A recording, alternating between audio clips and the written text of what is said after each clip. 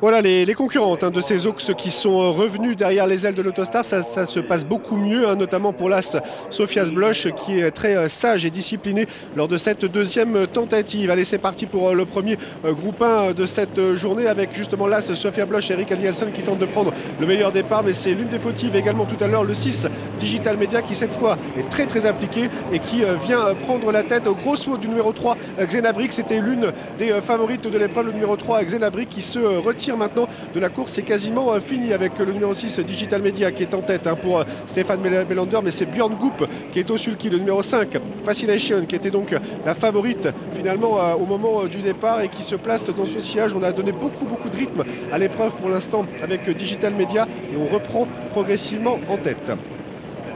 Digital Media donc avec Fascination qui a d'ailleurs pris le relais, le 5 et le 6 en tête. On a là c'est également Sofias Blush qui n'a pas quitté donc le wagon de la corde et qui recolle progressivement aux deux fuyards. Et puis on tente maintenant de se rapprocher notamment avec le numéro 7 Full Forward, autre atout de Stéphane Melander qui vient maintenant aux avant-postes en troisième position pour le deuxième tournant de ce parcours. Stéphane Melander donc qui vient et qui se rapproche donc de l'autre concurrente qui l'entraîne, c'est le numéro 6 Digital Media qui est calé dans le sillage de la favorite, le numéro 5 Fascination. Est-ce qu'il va y avoir un relais en tête? Est-ce que Stéphane Melander va faire le forcing face à Johnny Tactor? Non, pour l'instant il reste à ses côtés et on passe comme ça sagement devant les tribunes. Il reste pile un tour à parcourir.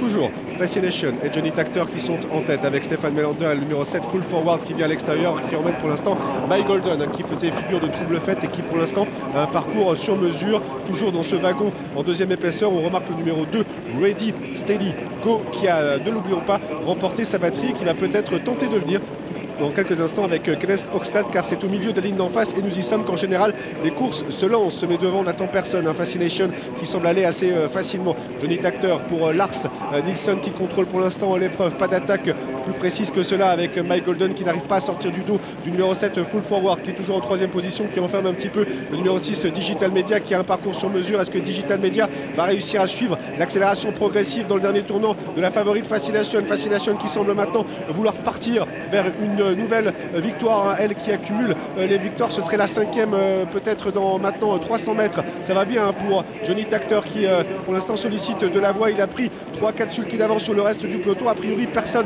ne pourra revenir avec le numéro 4 Mike Golden qui va peut-être jouer les places dans quelques instants pour la victoire. C'est fait pour le numéro 5 Fascination, la favorite de l'épreuve qui va assez facilement l'emporter.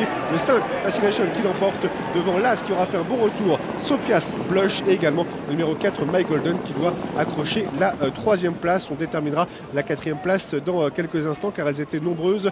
Et cette quatrième place est finalement pour le numéro 11 à 132 contre 1, 5 As, 4, 11 et 8. Voilà l'heure de la pub. Sachez qu'il y a une enquête ici sur l'hippodrome dans la course que nous venons de voir sur Prix des Élites sur le numéro 10 arrivé 4e.